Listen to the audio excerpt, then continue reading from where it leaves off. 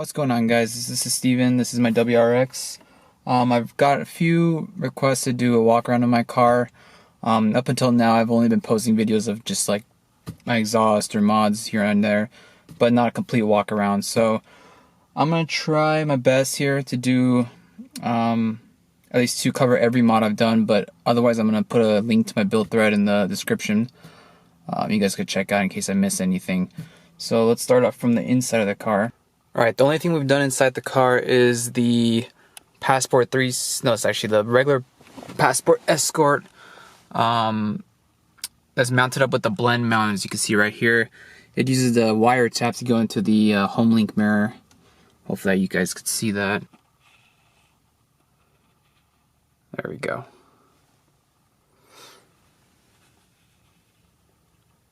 The only other thing that we've done inside is the TWM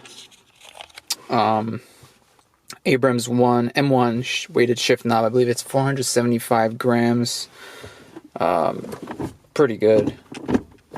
It's your standard weighted shift knob. It's stainless steel, so it does get pretty hot during the summers. But I do have my Subaru optional Delrin shift knob that I put in usually when I'm going, let's say, to the desert, or I'm traveling through Palm Springs or whatever it may be, or it may be unbearable.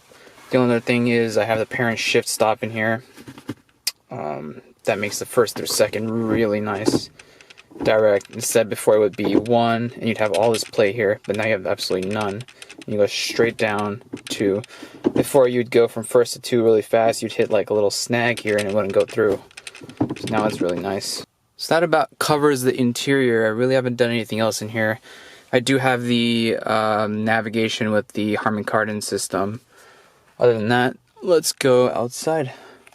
Alright, starting off with the front of the car, I have the, I believe it was the replica front lip from eBay. I'm forgetting the brand, it's pretty popular.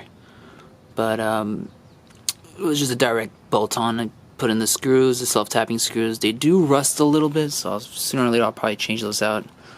Other than that, we have the stock fog lights, stock turn signals. I did replace the sea light with a Sylvania LED bulb, as well as the yellow halogens inside the projectors with OLM all-in-one LEDs, where the actual ballast mounts behind the bulb, so it's kind of a contained unit instead of having the ballast that sits separately outside, let's say, attaching to the battery. Then we got I used to have the Perrin plate relocate here, but I went on eBay and bought the adapter that basically adapts to JDM pre-molded holes to USDM.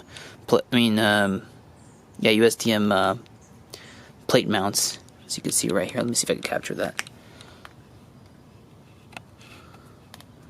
There we go.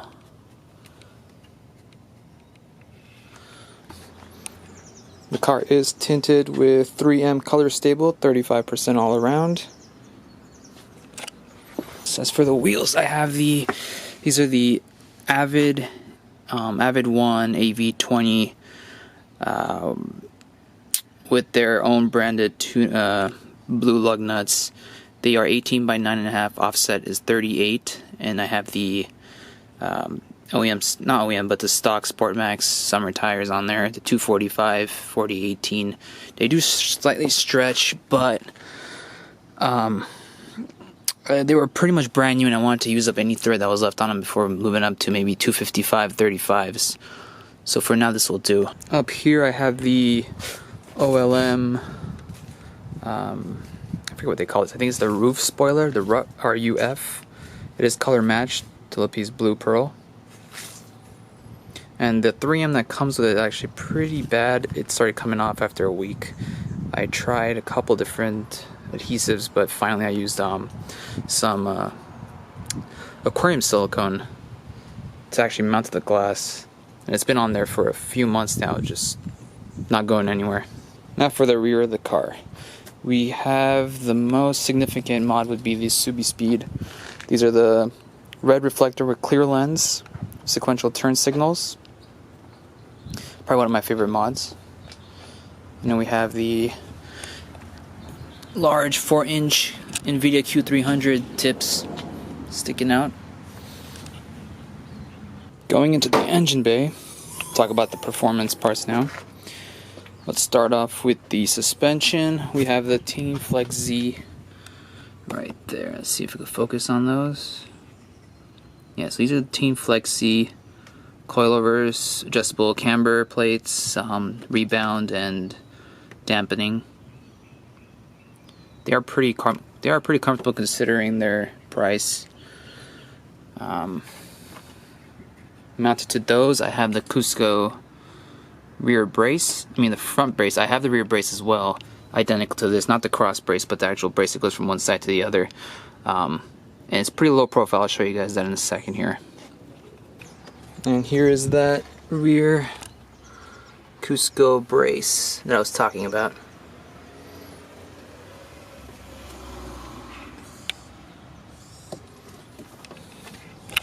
Next up for the suspension, I also have the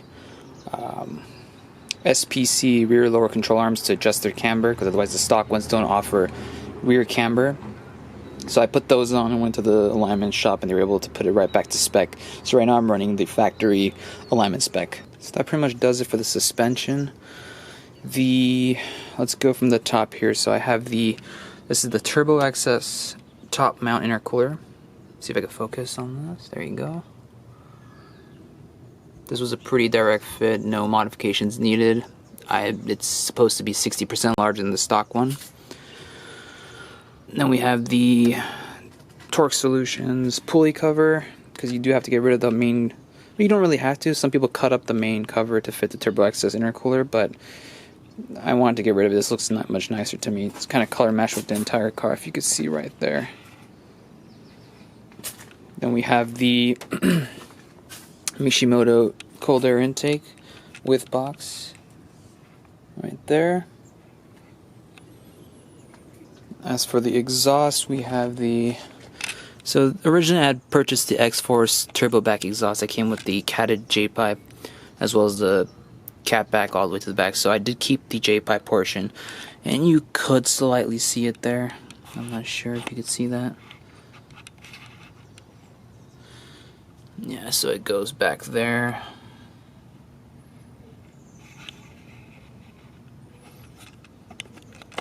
And that is actually made it to the Q300 catback exhaust. Now, concerning all the mods that have been done to the car was tuned originally by Brand with an E-tune. After I put the top mount intercooler, I did go to a Yimi Sport tuning all the way in Santa Clarita. Great guys over there, by the way. And they put down, well, the car put down a 91 octane, 303 all-wheel horsepower, and 325 all-wheel torque, which just plenty for me. And as the way the car sits right now, I think I'm pretty happy. I'm just driving and enjoying it. I'm doing small things here and there, and which reminds me, I did forget I also had done the JDM. Let's see if I can open this. The JDM armrest extension that gives you the double storage. So you get the first one here, and as well as the actual main storage.